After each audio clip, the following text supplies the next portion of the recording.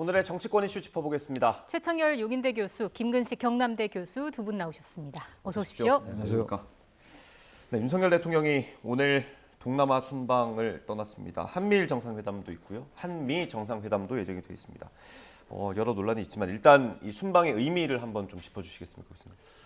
지금 아세안 플러스 3 정상회담하고 이제 G20 정상회의를 가는데요. 비슷한 시기에 방콕에서는 또 에이펙 정상회담도 열립니다.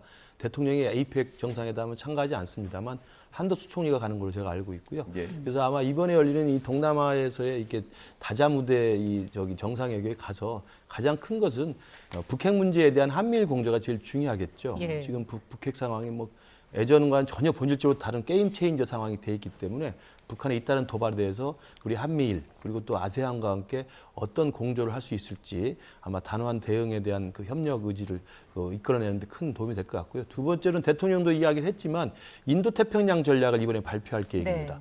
그러니까 지금 최근에 와서 미국과 중국의 전략적 패권 경쟁이 지속이 되면서 미국에서는 인도태평양 전략이 굉장히 중요한 대외 전략이 하나가 돼 있고 네. 일본이나 호주 같은 경우는 이미 자국 차원에서 인태 전략을 다 발표한 바가 있습니다. 우리 한국만 아직 인태 전략이 만들어지지 않았기 때문에 이번에 아마 아세안 플러스 3하고 G20에 가서 대통령이 공식적으로 인태 전략을 발표하면서 미국과 중국 사이의 이 패권 경쟁의 틈바구니 속에서 우리 한국이 인도 태평양에 대해서 어떤 식의 큰 그림을 그릴지 아마 제시할 것으로 보입니다. 예, 이번 순방 외교 이렇게 중요한 의미를 가졌는데 문제는 출발하기도 전부터 논란이 불거졌습니다. 대통령실이 MBC 취재진을 전용기에 태우지 않기로 하면서 논란이 생긴 건데 대통령실도 이런 논란을 예상하지는 못했을까요? 어떻습니까? 예상을 못했다면 이해하기 어려운 거죠. 지금 특정 언론사를 이제 그 전용기에 태우지 않겠다라는 네. 얘기잖아요.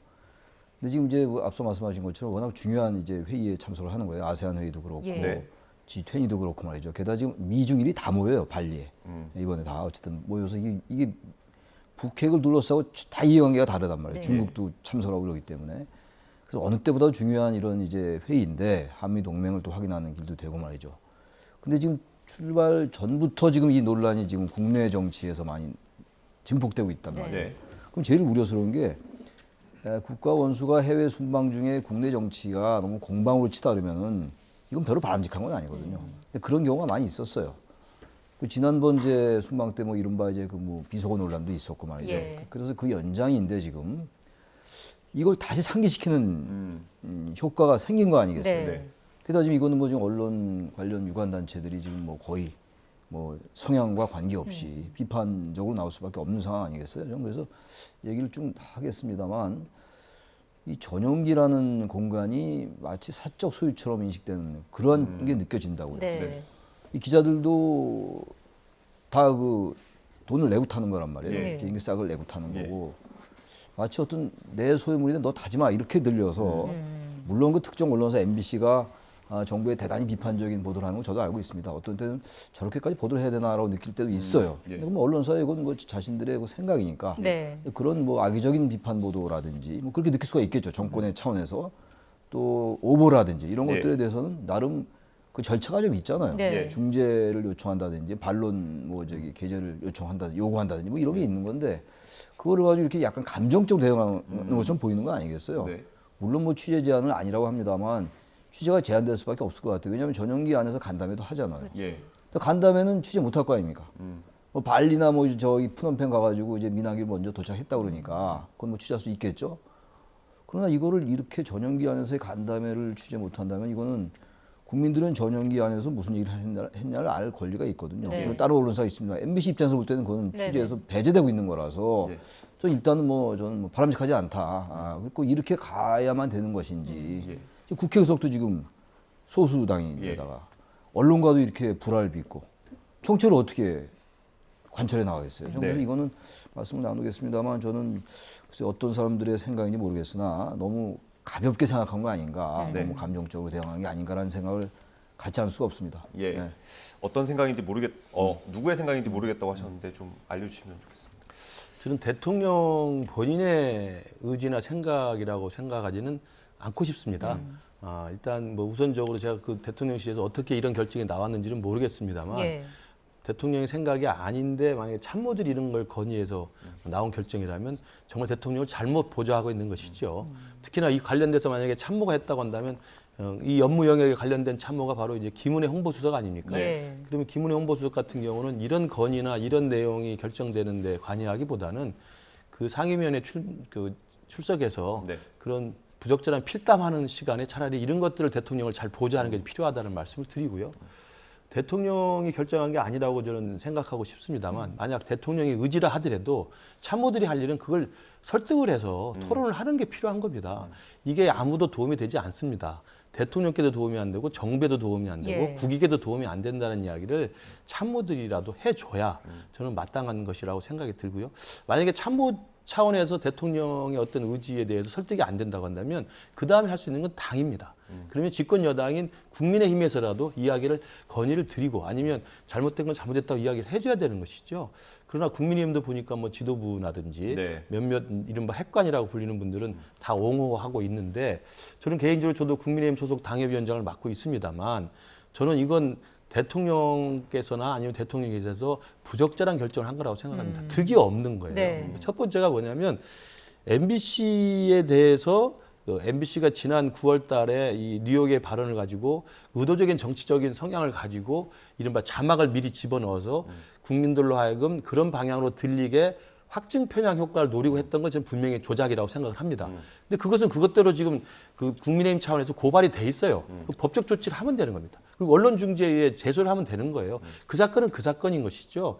그리고 그것이 아닌 지금의 새로운 동남아 순방을 하는데 그 사건을 다시 상기시켜서 소환할 이유가 뭐가 있습니까? 그리고 MBC가 그 거짓 보도, 가짜 보도 또는 오보를 많이 하고 굉장히 편향적인 생각을 가지고 한다는 것을 국민들이 대부분 알고 있습니다. 그래서 YTN보다 훨씬 시청률이 낮은 거 아니겠습니까? 그런 건 국민들이 판단하면 되는 문제예요. 그런데 괜히 그런 MBC를 그냥 내버려 두면 스스로 국민 속에서 도태가 될 수밖에 없는데 그걸 괜히 MBC를 지목해서 이게 사건이 커지면은 MBC를 키워주는 효과가 있는 겁니다. 저는 득보다 실이 훨씬 많다. 예. 그리고 당에서 그렇다면 그런 것들을 좀 가장 울차적으로는 참모들이 그 부분을 좀 설득해서 네. 대통령의 생각을 바꿔놔야 되고 그게 아니라면 당에서라도 직언을 해서 대통령을 위한 쓴소리를 해야 된다고 생각을 합니다. 이 조치로 뭐 얻을 게 없다라는 말씀해 주셨는데 다른 언론들의 시사하는 바가 있지 않겠느냐 이런 지적도 나오고 있고 이게 앞으로의 방침이 되는 거 아니냐 이런 우려도 있습니다. 상상할 수 없죠. 이런 것들이 가이드라인이 된다면요. 그건 언론이 위축될 수밖에 없어요. 지금 뭐 아무리 대통령실에서는 취재를 제한하는 건 아니다라고 얘기합니다만 취재 제한이 아닐 수가 없는 거죠, 이게. 지금 경향신문하고 한겨레 신문은 뭐 이제 비행기 타지 않았다는 거 아니겠어요? 예. 그러니까 그런 식으로 물론 한겨레 경향은 좀 정부의 비판적인 뭐 이제 언론이고 뭐 다 알고 있는 사실이에요. 예. 그렇다 하더라도 이건 언론 전체의 문제라고 생각해요. 특정 언론사가 편향돼 있고 그런 건 우리 한국 사회의 그 언론의 그 지형이 네. 뭐 알고 있는 거 아니겠어요? 뭐 특정 언론사 얘기할 것도 없이 뭐 보수 언론 있고 진보 언론 있고 뭐 특정 MBC 같은 경우가 조금 이제 계속 이제 비판 일변도로 가기는 합니다만 예. 그것도 그들의 또 생각이에요. 아무튼 그래서 거기에 대한 판단은 또 국민이 하는 건데 예. 이걸 그렇다고 이렇게 감정적으로 대응을 한다든지 이렇게 되면은 언론 탄압이란 말이 안 나올 수가 없어요. 과거에도 노무현 정권 때 제 기억나기로는 조선동아일보인가요? 예. 그런 이제 이른바 보수지를 상대로 해가지고 상당히 불만이 많았죠 그때. 예. 그래서 그때 기자단 제도 자체를 폐지하고 그랬던 기억이 나요. 그때도 얼마나 비판이 많았어요 그때 노 정권에 대해서. 예. 그러니까 이 정권들이 자신들에게 대해서 불편한 언론들에 대해서 그런 느낌을 갖긴 할 거예요 아마. 예. 대단히 불편할 거 아니겠어요. 뭔가 정권에 대한 홍보도 안 되고 굳이 그렇게까지 할 필요가 없는데 수위를 높여서 비판하다 이런 것들이 있을 수 있어요. 근데 그거는 정권의 숙명이에요. 그럼 비판에 대해서 또 거기에 대해서 또 반박을 또 하고 정권은 비판받으려고 있는 거예요. 네. 우리 야당은 잘 비판 안 하잖아요. 왜? 그 야당이 잘해서가 아니에요. 야당은 여러 가지 정치적 자원이나 리소스를 가지고 있지 않거든요. 예. 그래서 여야를 같이 비판할 때 하더라도 여당에 대해서 권력에 대한 비판을 하는 게 언론의 임무란 말이죠. 근데 언론이 과도하게 이제 어떤 특정한 의도를 가지고 비판하는 건 맞지 않죠. 언론의 길과는 이제 어긋나긴 합니다만 그렇다고 그렇게 하더라도 그거를 비행기를 안 태운다? 그게 이 명분이 없어져요, 그럼요. 대통령실이 MBC에 대해서 상당히 이제 여러 비판을 했잖아요. 예. 그 비판한 게 그 명분을 잃게 된다고요, 그럼. 다른 보다 큰 레벨을 가지고 언론사에 항의를 하고 압박을 가해야지 이렇게 비행기를 안 태우는 건 마치 비유가 맞는지 모르겠습니다만 너 마음에 안 드니까 내 차 안 태워줘 이렇게 느껴질 수 있잖아요. 일반 국민이 볼 때. 예. 국민 정서의 문제거든요. 왜 이렇게 자초하는지 모르겠어요. 언론과도 이런 걸 자초해서 다른 언론들 아니 같은 언론이 볼 때 이게 좀 이상하지 않아요? 네. 전 언론인은 아닙니다만. 예. 네. 저는 이제 그 MBC에 대해서 탑승을 배제한 것은 이제 득보다 실이 많은 예. 정무적 차원에서도 잘못된 선택이라고 보고 또 대통령의 지지율이나 집권 여당의 국정 운영에도 전혀 도움이 안 된 거라고 보는 의미에서 부적절하고도 보는데 MBC가 이걸 언론 탄압이라고 말하는 것은 제가 볼 때 자격은 없다고 생각합니다. 그러니까 다른 언론 단체나 다른 언론사가 이 부분에 대해서 이 취재를 좀 제한하는 것이니까 좀 문제가 있다고 지적하는 건 뭐 귀담아 들을 수 있습니다만 예. MBC가 마치 언론 탄압을 받는 식의 어떤 피해자 코스프레하는 건 저는 맞지 않다고 국민들이 네. 생각할 거라고 봐요. 예. 이미 저는 MBC에 대해서만큼은 국민들이 다 판단하고 있습니다. 그리고 MBC가 정말 정치적 의도와 편향성을 가지고 계속 오보를 계속 하고 있었고요. 뭐 이번에도 언론 통제 탄압한다고 합니다만 지금 우리 대통령실이나 집권 여당이 MBC를 통제 탄압하면 지금 MBC가 저렇게 계속 사과 한 번 하지 않고 잘못을 인정하지 않고 계속 그 보도 그 라인 그대로 유지하면서 또 김건희 여사에 대해서 보도하면서 뭐 자막도로 뭐 대역 이런 거 예. 쓰지도 않고 하겠습니까? 통제가 안 된다는 걸 오히려 반증하고 있는 게 지금 MBC의 현실입니다. 그랬기 예. 때문에 저는 MBC에 대해서 언론 통제를 한다, 언론 탄압을 한다는 이야기는 MBC 스스로 할 이야기는 절대 자격이 없다라고 분명히 말씀드리고요. 예. 그럼에도 불구하고 최 교수님 말씀대로 MBC에 대한 판단은 국민들이 다 냉정하게 합리적으로 판단하기 때문에 굳이 대통령실이 나서서 저렇게까지 감정적으로 네. 그리고 어떻게 보면 좀 좁아 보이잖아요. 예. 이런 식의 대응을 하는 것은 정치적으로 도움이 되지 않는다는 말씀 드립니다. 이게 대통령실 입장에서 봤을 때도 뭐 만약에 MBC의 보도가 가짜 뉴스고 편향됐다라고 판단을 하면 이걸 법적으로 이건 오보입니다라는 공인을 받는 게 더 이득이지 않습니까? 그걸 이제 여러 가지 저는 그 제도적 노력을 했을 거라고 생각합니다. 언론중재위원회 제소할 수 있고요. 그리고 이제 국민의힘에서 지금 지난번 이른바 그 뉴욕 발언 조작 보도 이후에 그 국민의힘 차원에서 고발이 돼 있어요. 그러니까 명예훼손으로 지금 고발이 돼 있는 것으로 제가 알고 있습니다. 그러면 이제 고소 고발이 돼 있기 때문에 사법 조치가 되겠죠. 그건 그것대로 진행이 될 거라고 생각이 들고요. 그리고 무엇보다도 민주주의 사회에서 언론이라는 기구는 언론 스스로의 자율성을 가지고 움직이지만 결국 소비자가 또 있는 것이기 때문에 예. 국민들이 봤을 때 MBC가 지나치게 편향적이고 의도적이고 가짜뉴스와 오보 투성이다라고 생각을 하는 순간 MBC는 그 언론 기관으로서의 신뢰성 자체가 추락하게 돼 있고 저는 그런 지금 상황에 처해 있다고 저는 믿고 있습니다. 예. 그렇기 때문에 오히려 정권 차원에서는 MBC가 부담스럽고 기분 나쁘고 좀 불편하긴 하지만 그냥 내버려 두는 선의의 무시 전략이 오히려 언론에 대해서도 빌미를 주지 않으면서 MBC 스스로의 어떤 신뢰성을 이렇게 스스로 추락하는 것을 그냥 우리가 지켜보는 저는 그 방법이 오히려 전 적절한 방법이라고 생각합니다. 예. 이번 이슈가 이번 중요한 외교 일정, 그 순방 성과 이걸 또 다 뒤덮어버리지는 않을지. 그럴 이런 가능성을 걱정도 배제할 수 드네요. 없을 것 같아요. 그야말로 윤 대통령 말씀 따나 국익이 걸려 있는 건데 해외 순방이라는 게 그래서 국민의 세금을 들이면서 하는 거라고 대통령도 말씀하셨는데 이 출발 전부터 이제 이 논란이 있고 또 언론이 이걸 안 다룰 수가 없을 거 아니겠어요? 예. 그러면 또 이게 자꾸만 확대 재생산이 될 가능성이 높아 보여요. 이게 그럼 예. 수위가 높아질 것이고 네. 언론 탄압이라는 용어 자체는 저도 그건 맞지 않는다고 생각하는데 아무튼 탄압이라는 용어가 나오고 그렇지 않다라는 게 바로 이슈가 되는 거잖아요. 이게. 예. 이슈가 자꾸만 커질 것이고 그럼 마치 MBC가 일부 편향 보도가 있었고 악의적인 게 있었다 치더라도 그게 가려질 수 있다고요 또. 왜냐면 이 프레임이 바뀌는 거 아닙니까? 네. 예. 그러니까 왜 나는 자꾸 제가 말씀드리는 게 왜 대통령실 권력의 입장에서 왜 그 프레임을 만들 빌미를 주냐 이런 얘기예요. 그럴 이유가 전혀 없잖아요. 예. 그리고 또 하나는 사람들이 다 판단을 해요. 보수건 진보건 이게 보는 눈들이 다 있어요. 말들을 안 할 뿐이지. 그게 언젠가 나타나는 게 선거입니다. 네. 지난 정권 때 문재인 정권이 조국 사태 때 계속 편향되게 옹호해서 결국은 졌잖아요. 예. 민주화 이후에 처음으로 5년 만에 정권을 내주지 않았습니까? 예. 비록 24만 표 차이에 불과했지만 결국은 판단이라고 해요. 그게 국민의. 그렇다면 기다리면 돼요. 좀 더 그리고 말씀드리고 싶은 게 어쨌든 권력을 가지고 있는 집권 연합이잖아요. 여당, 정부, 대통령실, 집권 연대란 말이에요. 이 권력을 가진 측에서는 좀 품이 좀 커야 돼요. 네. 아주 뭐 기분 되게 나쁘겠죠. 정말 마치 어떤 제가 봐도 MBC가 심할 때가 있어요. 예. 저도 그렇게 많이 느낍니다. 저 좀 지나치게 의도성이 있다. 방향성이 너무 한쪽이다라고 느껴요. 저도. 뭐 개인적인 생각입니다만. 예. 그렇다고 해서 권력이 이렇게 비행기를 안 태우고 예. 그러면은 사람들 모습이 뭐만 남냐면은 대통령실이 MBC가 잘못했다 이런 거 떠나가지고 안 태워줬대. 배제했대. 이것만 남는 거 아니에요? 예. 그게 이제 조지 레이퍼슨 그거니까 그 코끼리는 생각하지 마고 예. 그게 그거예요. 예. 왜 자꾸만 프레임을 갖다 주냐고요.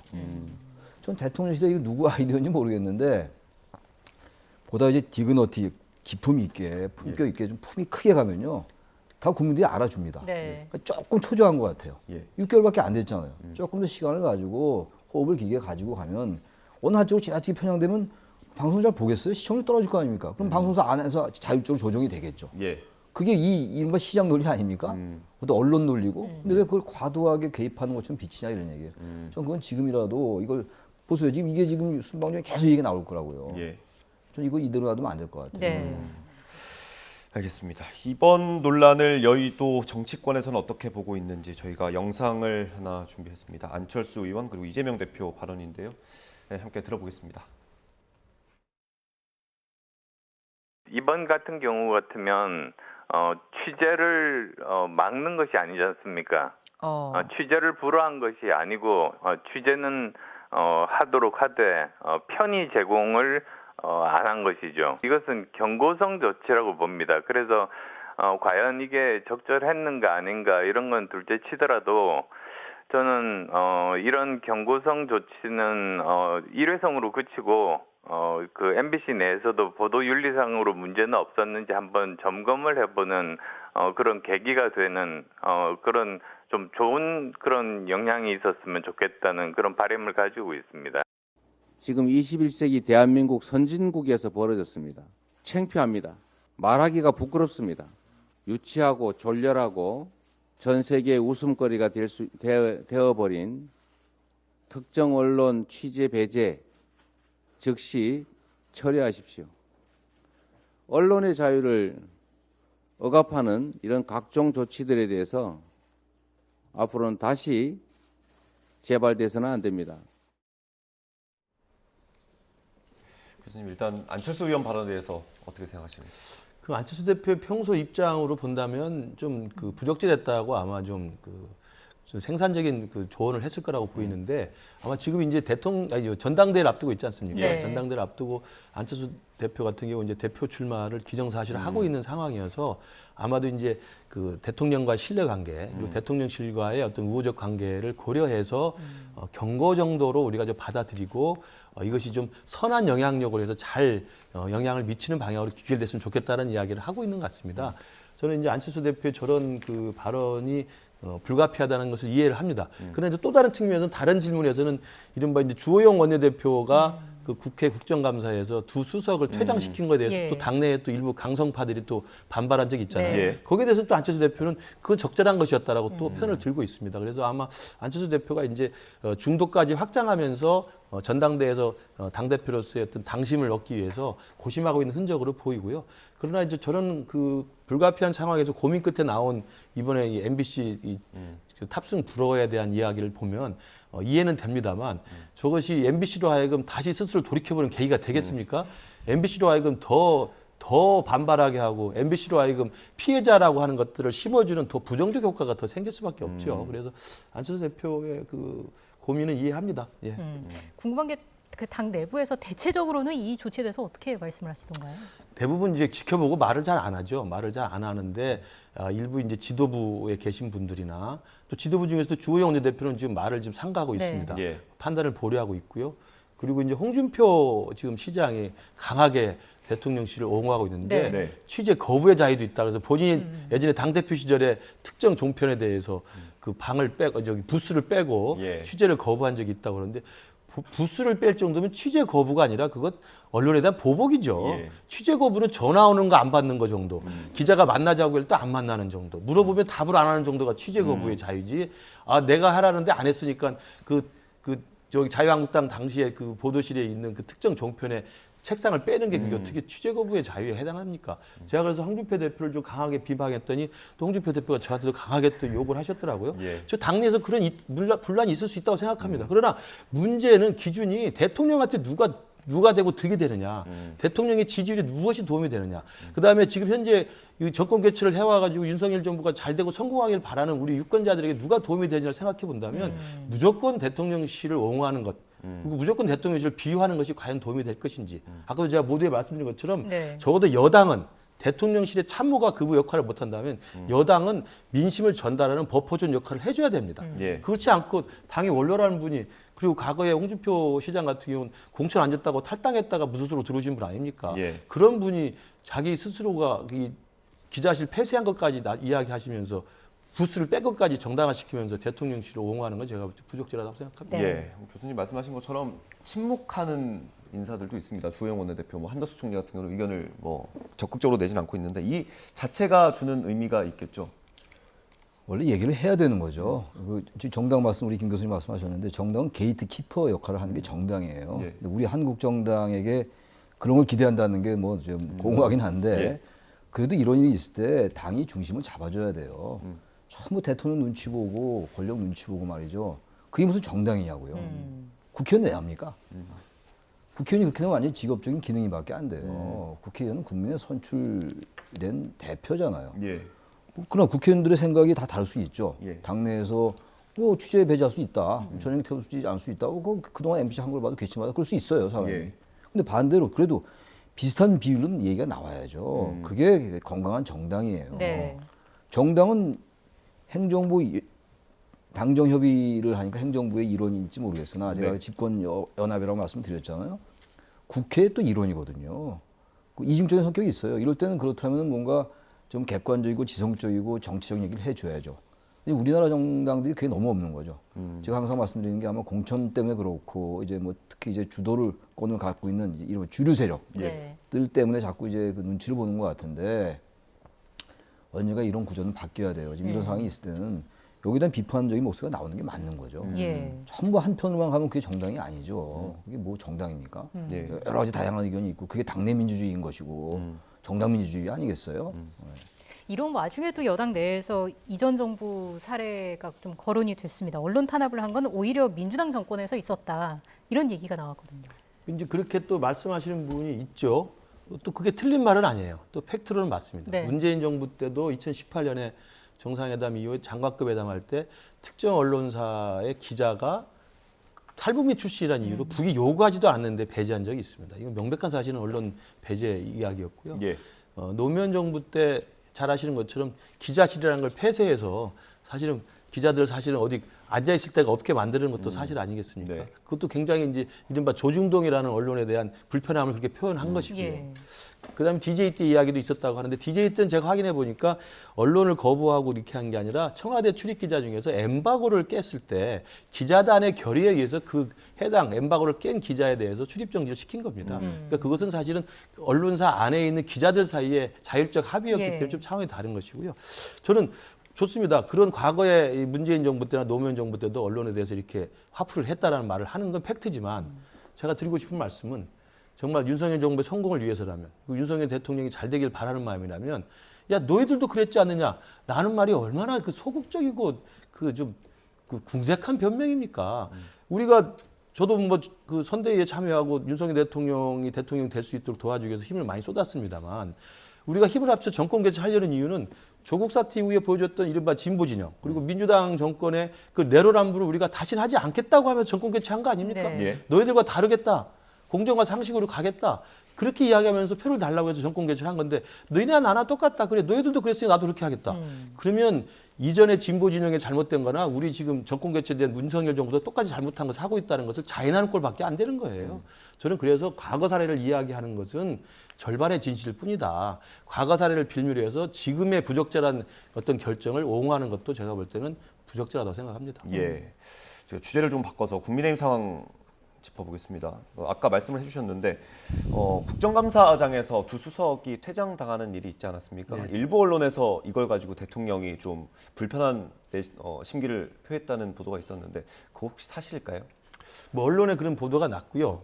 그다음에 이제 뭐 대통령이 직접 그렇게 화를 냈는지는 뭐 확인할 방법이 없습니다만 어제 이제 사후적으로 의원총회에서 이용 그 우리 비례대표 국회의원이 예. 그 입장문을 적어 와서 주호영 원내대표가 좀 심했다라고 초선 의원이 이제 원내대표를 향해서 비판한 것은 사실로 기사가 보도가 됐습니다. 예. 그리고 이제 최근에 어제 그동안 좀 두음불출하던 장제원 예. 우리 의원이 그 사실을 또 확인해 주면서 물론 이제 대통령이 화를 냈다는 걸 확인하는 게 아니고 그 주호영 원내대표가 좀 너무 심했다라고 이야기를 하고 있는 걸로 봐서는 그런 기류가 일부 이른바 핵관들 사이에서 그리고 대통령의 의중을 살피는 강성파 의원들 사이에서 아마 있는 것은 사실인 것으로 보입니다. 그러나 오늘 안철수 대표도 이야기했고 다른 분도 이야기했습니다만 당시에 이 대통령실에 대한 국정감사 상황에서 강승규 수석과 김은혜 수석이 그 필담을 나눈 건 당연히 부적절한 행동 아니겠습니까? 네. 그렇기 때문에 원내대표이지만 우리 국민의힘의 원내대표이지만 국회 운영위원장으로서 주의 조치를 준 것이고 그리고 또 그 대통령실에 대한 국정감사가 원활히 진행되기 위해서 주호영 원내대표 입장에서는 오히려 대통령실에 대한 야당의 공세를 오히려 좀 방어하기 위해서 두 수석을 좀 뺀 거라고 생각이 들어요. 더 앉아서 곤욕을 치르기 전에 퇴장을 시킨 게 저는 그런 결정이었다고 생각이 들기 때문에 네. 그걸 왜 막지 못하고 있느냐라고 호통을 치는 줄은 아니라고 생각을 하고 우리 당내에서도 그런 것에 대한 이러저러한 의견들이 좀 분분히 있다고 생각을 합니다. 그러나 이 부분도 마찬가지로 생각해요. 대통령의 분위기, 대통령실의 분위기만 쳐다보고 거기에만 안테나를 맞춰가지고 맞추는 것이 저 집권 여당이 할 일은 아니라고 생각합니다. 오히려 이번에 대통령도 이태원 참사에 대해서 작심하고 경찰의 잘못한 부분에 대해서 질타를 했지 않습니까? 예. 그런 식으로 집권 여당이면 더 잘못한 부분들을 야당보다 먼저 더 가혹하게 엄정하게 비판을 해줘야 야당에게 주도권을 뺏기지 않습니다. 네. 저는 그런 면에서 본다면 주호영 원내대표 보고 왜 잘못됐다고 하는 건지 저는 그 강성파 의원들의 입장을 좀 이해하기가 쉽지 않아요. 그러게요. 판단이 뭐 적절했다, 과했다 뭐 의견이 엇갈리고 있는데 최 교수님 의견 전 듣겠습니다. 주호영 원내대표 같은 분이 그래도 국민의힘이 있다라는 게 아직은 좀 희망이 있는 것 같아요. 운영위원장이 그 퇴장시키기 쉽지 않거든요. 네. 예. 그러니까 지금 국민의힘이 한 얘기가 그거 아니에요. 과거에 추미애 장관이 뭐 소설 쓰시네 그런데 뭐 퇴장 안 시켰다는 얘기 아니에요? 예. 그렇게 하지 말아야 되는 거죠. 그때 얼마나 비판 많이 했습니까? 그렇게 하면 안 되죠. 추미애 장관이 거기 앉아서 소설 쓰시네, 소설 쓰시네. 예. 그거 완전히 잘못된 거 퇴장시켰어야 돼요. 퇴장 안 시켰잖아요. 정권 뺏겼잖아요. 그러니까. 예. 그럼 또 정권 또 뺏기려고요? 전 그래서 이 당청 관계를 우리가 많이 얘기했잖아요. 지금 당용 관계가 될지 모르겠습니다만 당청 관계를 비판할 때 지나치게 청와대에서 너무 종속적이다. 청와대에 집권 여당이 그 자율성이 없다라고 얼마나 많이 얘기했어요. 여당 아니 뭐 보수 진보 정당 가릴 거 없이 말이죠. 그 정당은 정당 나름의 정확한 정체성과 그 자율성을 가지고 있어야 돼요. 네. 그 정당이 배출한 대통령 아닙니까? 예. 정당의 공천, 정당의 후보 선출을 통해서 후보 추천을 통해서 공천 받아가지고 대통령이 된 거예요. 근데 왜 자꾸 정당이 자기 자율성을 상실하고 의원 뭐 비례대표 이용 의원하고 그분이 저기 그 초선 의원인데 예. 오선 의원한테 결정적으로 조영 원내대표가 잘못한 것도 없는데 웃기고 있는 게 잘못한 거죠. 거기에 네. 사적 대화를 나눴더라도 그게 잘못한 거 아니겠어요? 엄중한 그 엄청난 지금 참사에 대해서 질의를 하고 그러는데 정말 조금이라도 공감하고 거기에 대한 진정성이 있다면 그런 메모 써지겠습니까?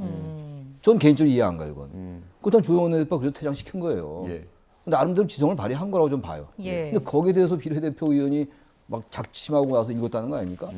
그렇다면 이건 우리가 뭐 제가 전혀 추론할 수는 없습니다만 예. 객관적으로 볼 때 뭔가 대통령실과의 교감이 없으면 그렇게 할 수 있었겠냐고요. 초선 의원님 원내대표에게. 그게 과연 이 정당이 제대로 가는 길이냐. 그게. 네.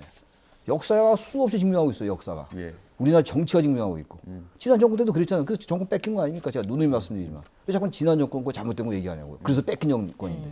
그럼 문재인 정권 때도 그랬어요. 맨날 박근혜 정권하고 비교하고. 예. 그게 대한민국 정치 내로남불 정치란 말이 그래서 나오는 거거든요. 저 국민의힘 정정당당에 정의 있게 가라 이거예요. 예. 윤석열 대통령 검찰총장한테 얼마나 멋있었습니까? 근데 그거 다 어디 갔어요 지금? 이게 무슨 저기 그 비례대표가 막 공격하고 장기영 의원이 또 무슨 주원내 대표 공격하고 말이죠. 예. 저는 주호영 원내대표가 있으니 그래도 난 다행이라고 생각해요. 뭐 비판을 많이 해주셨는데 지금 대통령실과 국민의힘의 관계, 뭐 어떤 권력의 무게중심 이런 것들은 뭐 제대로 된 방향으로 가고 있다고 보세요?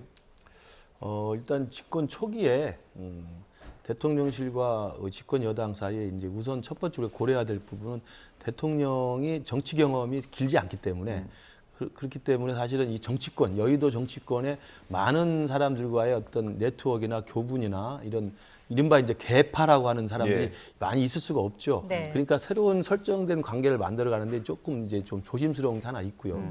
두 번째로는 이제 그 집권 초기에 이준석 대표 사태를 겪지 않았습니까? 네. 그래서 결국 이제 그 여당의 당대표에 대한 징계 그리고 또 여당 당대표의 그 굉장히 또 그 날선 또 비난 상호 공방에 주고받으면서 집권 초기를 상당히 좀 시간을 다 허비했던 측면이 있습니다. 그래서 결국은 이제 이준석 대표는 정리가 된 상황으로 갔고 그래서 한 몇 개월간의 이 혼란과 내용 끝에 새로운 비대위가 들어서고 지금 원내대표 체제로 지금 가고 있는 거 아니겠습니까? 예. 그래서 그 처음 시작할 때 굉장히 좀 낯선 환경에서 시작을 했다는 점하고 이준석 사태라고 하는 초유의 사태가 있었다는 점을 감안해 보면 이제는 올바른 용산 대통령실과 집권여당의 관계가 설정돼야 된다고 보는데 그 과정에서 지금 어떤 사건이나 현안에마다 예컨대 지난 뉴욕 발언에서도 저는 바이든과 날리면은 대통령실의 입장이 저는 맞다고 생각합니다. MBC가 정말 한쪽으로 몰아갔다고 생각이 드는데 네. 이른바 비속어 발언 같은 경우는 김은혜 수석이 인정을 한 상황이면 그 부분에 대해서 깔끔하게 사과하고 정리하고 갔으면 되는 건데 끝까지 그 부분에서 언급을 하지 않았습니다. 근데 또 일부 우리 당에서 보면 그렇게 들리지 않는다고 또 말하는 사람이 있어요. 이게 과연 대통령을 위한 것일까? 대통령에 대해서 너무 줄을 맞추려고 하고 세우려고 그런 게 아닌가라는 게 있고 이번에 똑같습니다. MBC에 대해서 탑승을 배제했다고 한다면 MBC가 그럴 만한 언론 탄압이라고 말할 만한 자격은 없다고 제가 말씀드렸지만 MBC를 키워주는 꼴이 된다고 한다면 집권 여당에서는 그게 부적절한 것이었다. 득보다 실이 많다라고 쓴소리를 해주는 게 맞습니다. 예. 조선시대에도 언관들이라는 사람들은 왕한테도 직언을 했던 분들이에요. 저는 집권 여당에 그런 기능이 남아 있어야 저는 정상적인 당과 이 대통령실의 관계가 될 거라고 생각합니다. 네, 알겠습니다. 여기까지 말씀 듣겠습니다. 지금까지 최창결 용인대 교수, 김근식 경남대 교수 두 분과 함께했습니다. 고맙습니다. 감사합니다.